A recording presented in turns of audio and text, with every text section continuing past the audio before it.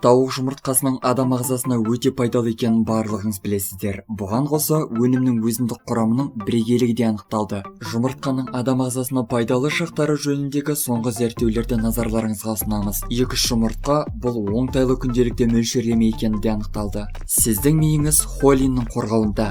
Ми жасушаларының дұрыс қарым-қатынасын қамтамасыз ететін фосфолипидтер холиннен тұрады. Клиникалық зерттеулер дәлелдегендей, дәл осы дәрумен мидың маңызды құрылыс материалы болып табылады.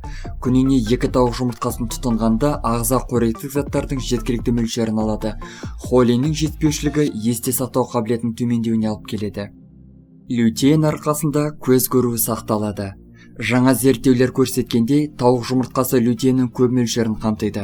Бұл зат көздің айқын әрі өткір көруіне жауапты. Оның тапшылығының салдарынан көз жасушаларында құртушы өзгерістер жинақталады және көздің көруі қайтымсыз түрде нашарлайды. Д дәрумені кальцийдің ағзаға сіңуіне көмектеседі.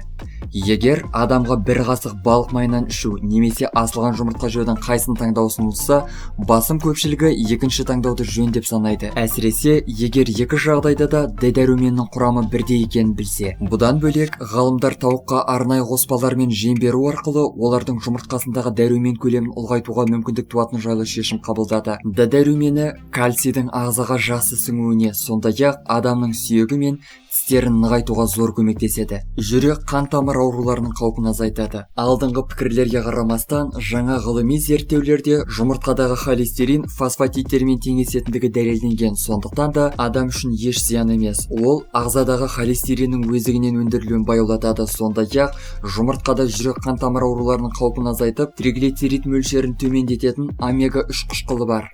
Сіз бір тінде барықтайсыз. Американдық ғалымдар төменгі калориялы диета мен таңертеңгі асқа жұмыртқаны бірде қолдану азуды 2 есе жылдамдататындығы жөнінде қорытындыға келген. Мұндай таңғы ас бір күнде тұтынатын тағам көлемін азайтуға мүмкіндік беріп, ұзақ мерзімге тоқтықты сақтайды. Онкологиялық аурулар қаупі төмендейді. Миға осынша қажетті холин, сондай-ақ қатерлесік ықтималдығын да азайтады. Зерттеу қорытындысы бойынша жеткіншек шақтарында күнделікті тағамға жұмыртқаны тұтынған әйелдер арасында 18%-ға сүт безі қатерлесігінің даму қаупі төмендеген. Қартаю үдерісі баяулайды. Бұл жөнінде Нидерланд ғалымдарының зерттеулері дәлел бола алады. 35-тен 40 жас аралығындағы 87% әйелдерде беттегі пигмент ақтары жоғалып, тері тартылған, ал еркектердегі көз айналасындағы ұсақ сепкілдер айтарлықтай тегістелген. Достар, біздің каналға жазылып, лайк басуды ұмытпаңыздар. Келесі шығарылымдар тек қана сіздер үшін.